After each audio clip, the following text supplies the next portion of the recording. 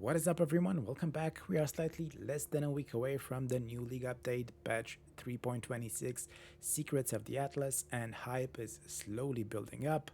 As promised, I'm back to you with a complete build guide for my deck stacking Unarmed Cyclone that uses the one with nothing jewel. As I previously mentioned in my other videos, I've been playing this build for quite a while now, been through several leagues with it, and I actually had already made a guide for it for the Freesia League with the alternate ascendancies, but this time I made a guide for normal ascendancies, and this one covers absolutely everything from going through each of the campaign acts, how to get to maps, how to start farming for your one with nothing jewel, and how to slowly progress to the endgame. This guide should cover absolutely everything that you need to know about this build, whether you're a complete newbie or a veteran that is just looking for something new. Now, considering all of the information that this video will cover, it's probably going to be quite lengthy. So if this isn't your first rodeo and you're pretty familiar already with most of the POE1 mechanics, probably just want the straight facts, feel free to check the timestamps below and go exactly to the section that you're interested in. Also, all the information will be covered in the notes section of the POB. But before you go, please keep in mind that this video took quite a while to put together, so a like and a sub would greatly be appreciated. Thanks.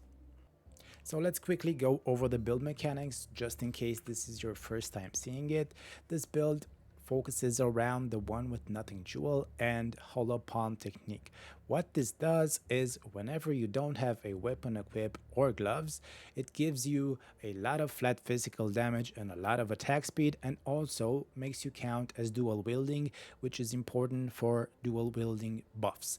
This will also mean that we'll be stacking a lot of dexterity in the late game and a lot of cool stuff that we will talk about later.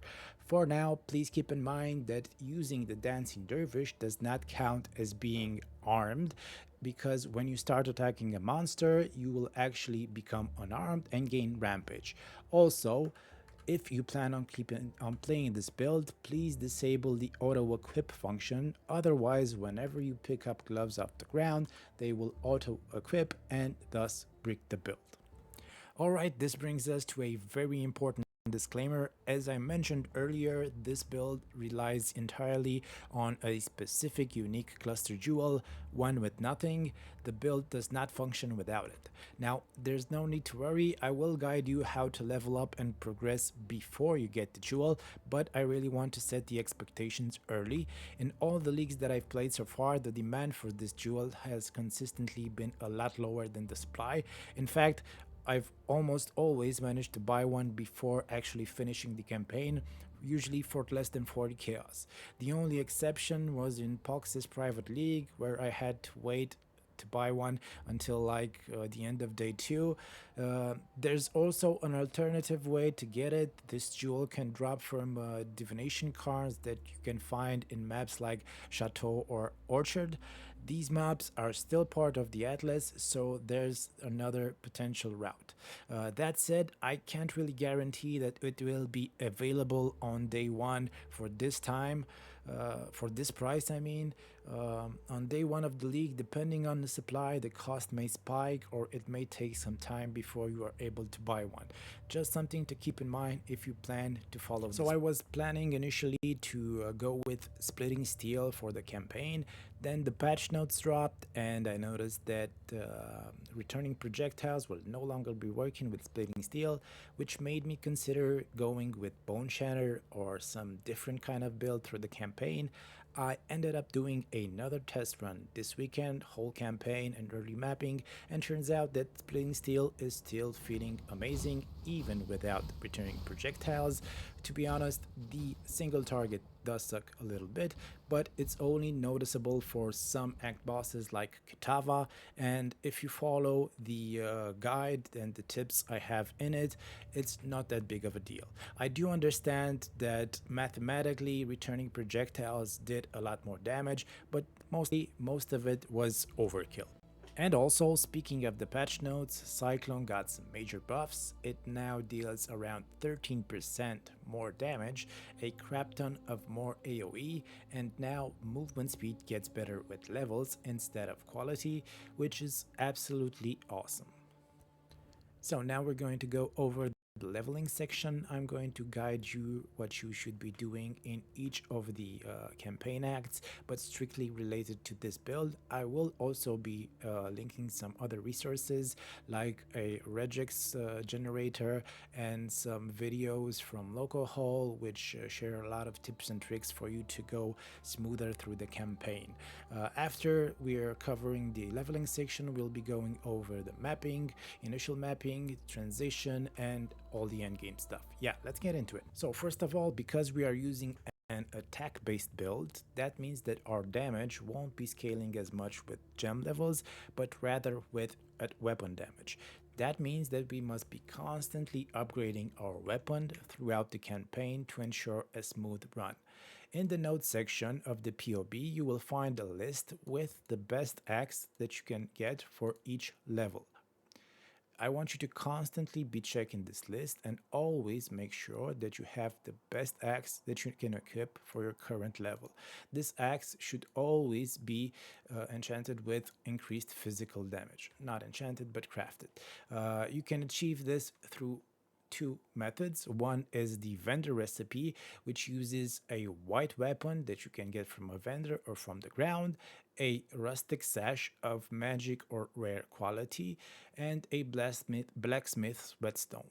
This returns the same weapon but with increased physical damage, which is really strong and will ensure a very smooth transition through the campaign.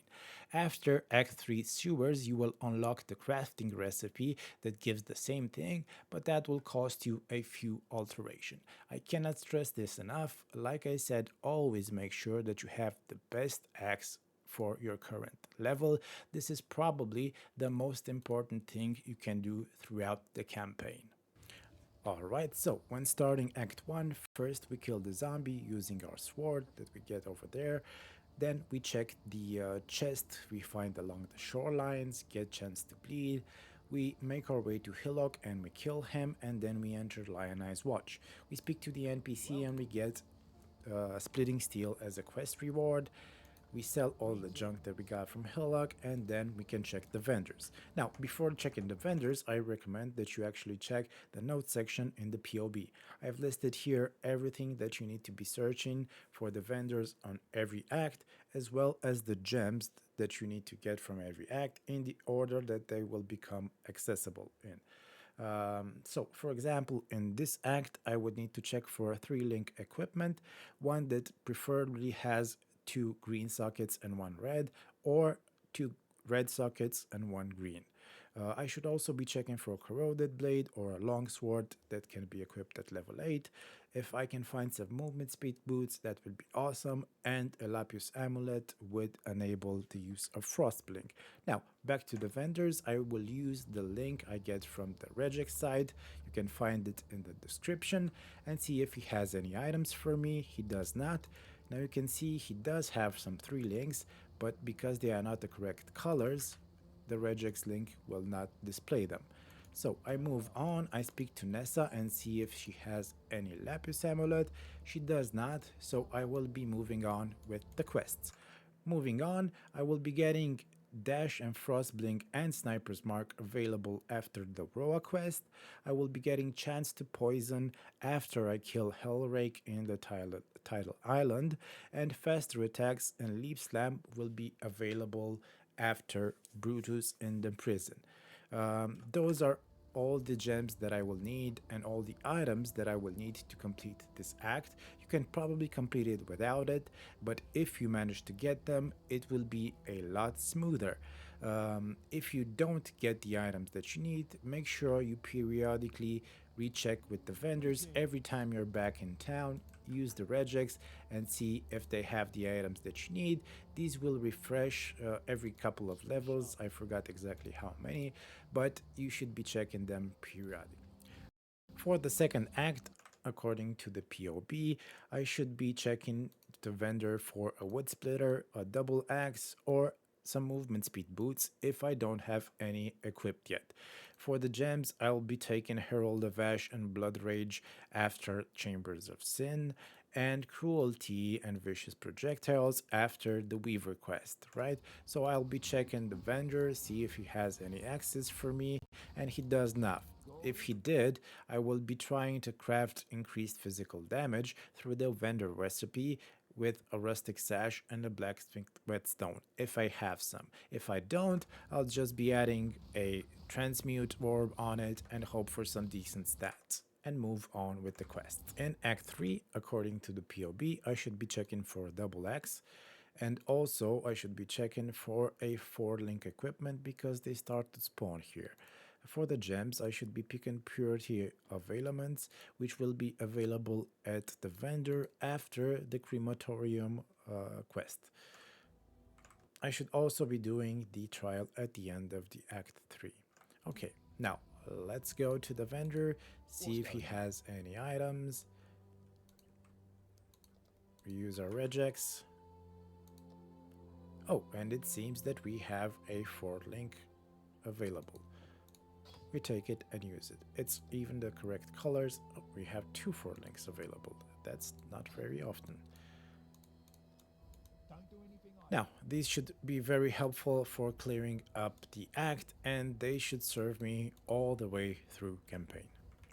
In Act 4, I should be checking for a Shadow Axe or a 4-link equipment if I don't already have one equipped. But as you saw, I have already found some, so I'll be just looking for the Shadow Axe. No Shadow Axe. If my current weapon is really low, then I can opt for a Timber Axe or something slow. But just make sure you are upgrading your weapon constantly. For the gems, I will be picking up Brutality, which I can get at the vendor after the end of the act, as well as Mark on Hit, same thing, and Chain Support will be available as an Act 4 quest reward. So I can speak to the vendors and pick up Brutality from here. Here it is. And also Mark on Hit, which was, where is it? I can just use the search. Mark on Hit, here it is. I'll buy that. And I will be replacing Chance to Bleed with Brutality. Mark on Hit, I will be adding that to my Sniper's Mark, and it will be automated. Now, the ideal links, if I have a 4-link right now, should be Spreading Steel plus Brutality plus Cruelty and Vicious Projectiles. So, between Act 5 and 10, we won't be making any significant changes to our setup, which means we'll be using the same links and same gems all the way up to the end of the campaign. That doesn't, however, mean that we won't be still upgrading our weapon. That's still available all the way to level 66 when you finally get a Despot Axe. All the way up to that, we're constantly upgrading our weapon. That also doesn't mean that we won't be trying to upgrade our gear. We're constantly looking for gear pieces that have higher armor, better life, resistances, or stats like accuracy, attack speed, or flat physical damage. We just won't be changing the setup, meaning the way in which we are using our skills and gems. Yeah, that's mostly what you need to go through the campaign, and also remember to try and do the trials for your ascendancies at around level 55 and 65. So if you find yourself struggling at any point in the campaign, you should first check these 3 things. Firstly, you should check if your main hand accuracy is higher than your life. If your accuracy is not higher than your life, you lose the bonus from Precise Technique, which is 40% more attack damage, which is quite massive. You should always check to see your main hand accuracy is higher than your life. Second thing that you should be checking is that your resistances are capped at 75. You should be checking that outside of town, because in town purity of elements is not active. So outside of town, I'm capped, everything is fine from that point. A third thing that you should always be checking if you have any kind of issues is, like I said before, if you are currently using the best axe that you can for your current level. If you're not, try to get a better axe and try to get increased physical damage on it. You will all of the sudden have a much easier time of going through the content. Congratulations! So you finished the campaign and made it all the way up to the endgame, or as I like to call it, purgatory. I call it that because it's not really the most fun part of the progression and you don't really want to stick around here for too long. So you don't really want to invest currency in gear at this point. Most of your upgrades should be coming from drops that you find along the way and supplementing that with crafting from the crafting bench. For any reason, if you find yourself struggling, always revisit the troubleshooting trinity, meaning that you should be checking if your accuracy is still higher than your life and if your resistances are still capped at 75. This point is particularly important and may seem obvious, but it's really easy to omit accuracy and or resistances when equipping a shiny new gear piece. Now in terms of weapons, it doesn't really get any better than the Despot Axe. This is the best axe base that you can find. You can equip this at level 66. If you're not level 66 yet, then you can just use temporarily an Azomite Axe. That is just as good. So you can't really get a better base, but you can always try to craft a better one. The easiest way you can do this is by using an Essence of Contempt. You probably found one somewhere around your campaign, so you just apply that to the axe and then you craft increased physical damage on top of it. If it already rolled increased physical damage, no worries, you can just add a different craft like attack speed or something else. If you don't have an Essence of Contempt, you can always buy a cheap one. Buy the cheapest one that you can afford for a reasonable price. Don't buy the top tier ones because they will be really expensive and are really overkill at this point. If, however, you can't really find an Essence of Contempt, then you can just alch the Despot Axe, hope for something good, and then add an additional crafting modifier like increased physical damage. That will do just fine. You may want to try this again at some point and upgrade your weapon, but this will do just fine until yellow maps, let's say around tier 8 or 9, you can safely use this. Now, if you went over the troubleshooting steps and for some reason you still feel like you can progress, you're struggling through the content, then Faust is always an option. You can try to gamble for some items at the black market. However, I don't recommend that you overdo this because you will be requiring some gold for your eventual respec. As an estimation, you can require up to 50k gold to fully respec at level 70.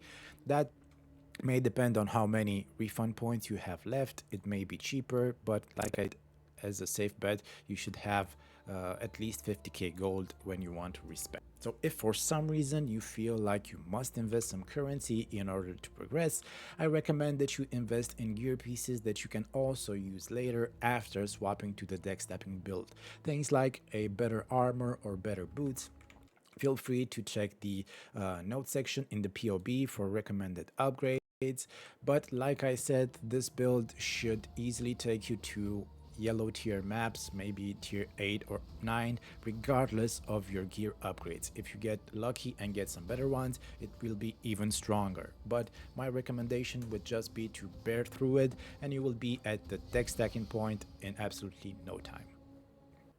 So how much do we actually need to make the deck swap? Well, based on my past league experiences as well as the data that we have available on PoE Ninja, an average would be around 40 chaos for the jewel.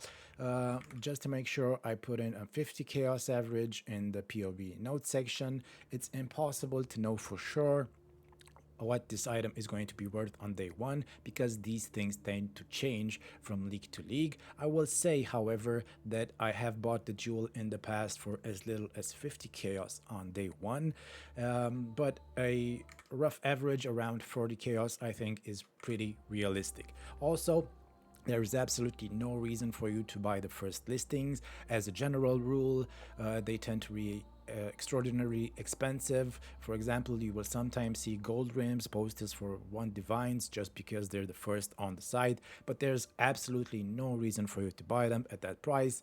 Just wait a bit, do some more maps, and eventually you will have other listings for a lot cheaper. So by now you're probably wondering, well, isn't that like really expensive for day one? And it absolutely can be. It's not cheap, I will say that, but in my experience, if you are skilled enough to get through the campaign early and start mapping on day one, you really shouldn't have any kind of issue reaching that much currency by the end of day one. Now, if however you are on the slower side and take a while to get through the campaign, well, then it's not going to be an issue either, because prices really tend to drop off as the league progresses. For example, usually on day two you can find this jewel for half the price that it was on day one, so it should be easier for you to get it, even though it takes you longer. And I will also be sharing my atlas strategy at the end of this video, and share with you exactly how I plan to build up to that currency, and hopefully that will help you obtain it. So in terms of the actual gear, I recommend that you get at least one with nothing jewel and the dancing dervish. Like I said, the jewel should be around 40 chaos on day one, but the dancing dervish shouldn't be more than 1 chaos even on day one of the league. This is a fairly common unique, and the demand for it really isn't that high, so you shouldn't have any kind of issues acquiring one. I also recommend that you get a fluid motion jewel and the Devoto's Devotion helm. These are usually around 1 to 2 chaos, but the very first ones that are posted tend to be slightly more expensive. Not mandatory, but highly recommended because they will help your build a lot. So I also added some cheap placeholder unique upgrades that you can get, usually for around 1 chaos. Chances are that you might find one of these while running the campaign or in early mapping.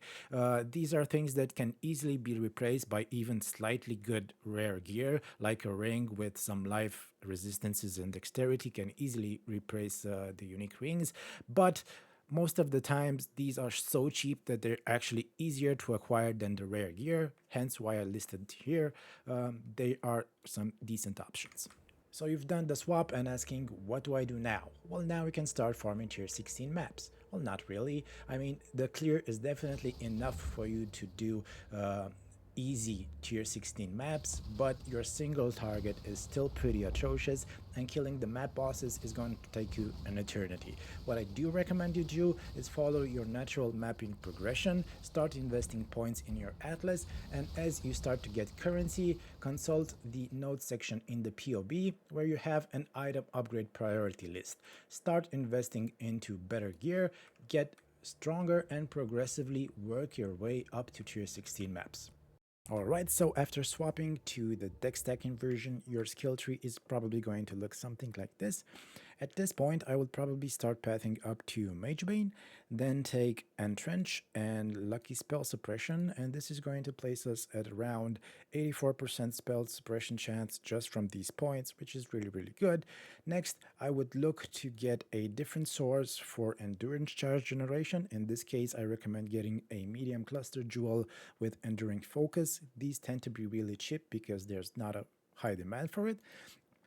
So at that point, I can start pathing out of this section of the tree and start placing points more over here. And eventually, the skill tree is going to start looking something like this. It's at this point that I recommend you try and invest in a split personality jewel with dexterity. Any combination is good, but usually the armor tend to be the cheapest. Depending on how expensive this is, like I said, I recommend you try and get one because they provide a large chunk of dexterity. I also want to mention that these points over here are just to ensure that we still have accuracy higher than life. If you have any type of accuracy on your gear, you're probably good and you can reinvest these points somewhere else. So once we get here and have this low budget version going on, we will probably spend some time here just farming and slowly upgrading our gear according to the item upgrade priority. We will aim to get a 6-link armor, eventually some nice boots, upgrade our rings, and of course get some jewels with dexterity, attack, life, whatever you can find for cheap. Eventually, we can invest into a brutal restraint, a large crystal jewel, according to the data that I have posted here, and slowly work our way to the to mid budget version. All right, so at this point, you would probably want to start farming your way up to the low to mid budget version, which looks something like this. You may notice that this version uses the Slayer Ascendancy, and I will explain exactly why, how, and when you should be transitioning to this Ascendancy in just a few moments. But for now, keep in mind that you can start to path to this version of the tree and start to acquire the items without actually swapping. The items are going to look something like this. Basically, we are upgrading our ring.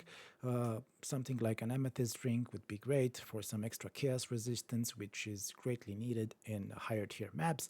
High dexterity, of course, maybe some elemental resistances if we are lacking, and as high life as you can get. At this point, you can probably afford an Astramentus amulet and a Death's Rush ring. If for some reason you can't afford a 3-second one, just get a 2-second one. It's not really a big deal right now. Uh, you should invest in a decent 6-link armor at this point, something like this with high armor and decent stats. You would want to craft Eldritch Implicit on this that grants melee hits chance to fortify. This is important because it enables us to swap our Fortify gem for an Impale gem, which will greatly improve our damage. And at some point, you want to invest into a pair of Relicish's Impatient boots and Arn's Anguish belt. I do know that the Relicish's Impatience were nerfed. They can only spawn with one type of charge now, and we will be aiming for the ones with endurance charges. Hopefully, these will be a lot cheaper than they used to be. They used to be around 5 to 10 divines at league start, so hopefully now they will be a bit cheaper. They still do work with this build because we can enable the brutal charges and still benefit from the very good defensive bonuses that the endurance charges give us. It's at this point that you would want to transition to the Slayer Ascendancy, mainly because of Masterful Form passive. You can also achieve this through Forbidden Flame or Flesh Jewels, but it's going to be a pretty long time before we can acquire those. So for now, we're just swapping Ascendancies.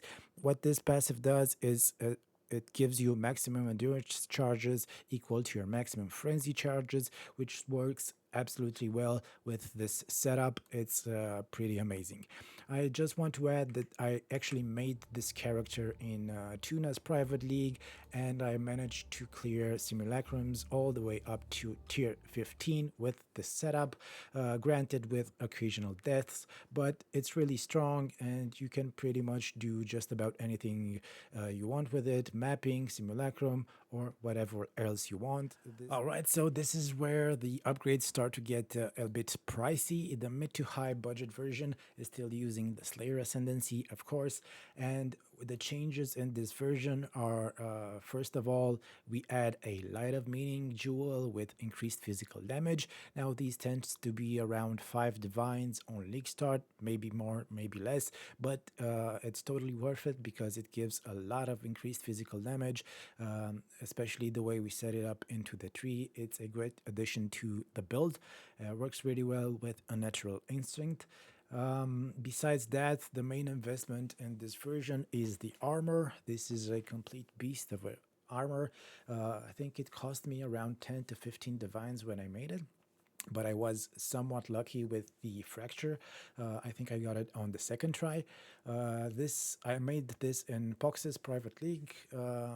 It really depends on the price of the crafting mats when you make it, but it can probably get up to like 30 or 40 divines to make this if you're slightly unlucky, but it's completely worth it. As you can see, it gives like 4k armor, increased attack speed per 25 dexterity, basically makes us immune to critical damage.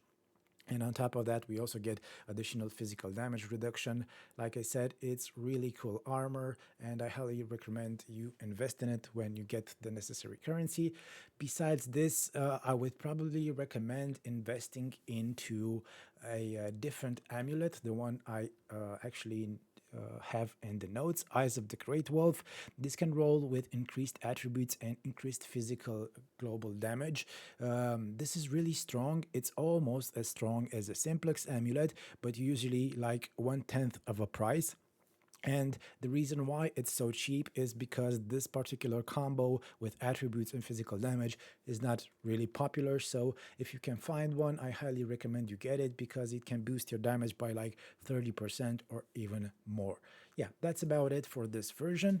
Now, regarding the high budget version, I'm not going to talk very much about it because it has some ridiculous stuff on it. Most of it is overkill, like these one passive voices that I have over here. This is a real character. I have it on Settlers, and as you can expect, it can do pretty much everything in the game, including Ubers. I try doing Ubers with this. It's not the most fun experience because it's not designed to kill Ubers, but it can definitely do it. And just about anything you want, tier 17, juiced, whatever you want, it can absolutely do it. Like I said, you probably don't even need things like these voices and stuff like that, but it's not really worth mentioning because it's going to take quite a lot of time before you can acquire this type of gear. Okay, so one other thing I should be mentioning is the use of mercenaries. Mercenaries are going to be added into the upcoming league, and potentially they will provide a lot of added power to the game. However, I won't be speculating about how we can use mercenaries in this build. In theory, we can use them to generate charges for us, to use passive auras, and to provide very powerful buffs, but no one actually knows at this moment exactly how they are going to work, if they actually have any type of limitations and whatnot. So I try to not include them in this build because we can't really rely on them, but I did add some very insightful videos from Jorgen and also from Dreamcore. They talk a lot about the things that you can probably do in the future with mercenaries, and I highly recommend you look over them once the league starts, and I will understand what we can do with the mercenaries and whatnot. I will probably make a separate video about what the best setup for this build is. So in terms of farming strategies, if you watched my other videos, especially the Freesia ones, you would know that I'm a big Simulacrum fan. I like to farm a lot of Simulacrum. Usually I start to farm it around day 2 of the league. I start out with the first 10 waves and then work my way up to the wave 15. This league I will actually push to try and start Simulacrum in day 1. We'll just have to see how well this ages. But before I can actually start Simulacrums, I will probably pick one out of 2 strategies. I haven't decided yet, but I will share both with you. So the first one is with Blight. I will probably start going to the Blight clusters like this, path on up to all the Blight juicy nodes. I will pick some map nodes along the way for map consistency, and once I have all the Blight nodes, I will start to invest in delirium nodes. This is just to get me some simulacrum splinters because they tend to be scarce for the first days of the week of the league, so I kind of have to farm my own. Eventually I can just buy them, but initially I have to farm them myself. The second version, the second strategy rather, is heist. The same thing, I would pick up the heist nodes that are around the tree. I will path onto them and pick some map sustain along the way to make sure I can go from map to map. And after I get the heist nodes, I will try to spec into the delirium ones. Heist has kind of a jackpot potential, so probably most likely it would be better in terms of generating early currency than Blight would be, even though Blight is pretty good as well. The only thing I would add is that heist taste tends to be a slightly bit complicated with all the rogue upgrades and all the other stuff. So if you're a newer player and are not familiar with the heist mechanics, I would probably recommend that you just go for the Blight version. Yeah, that's about it.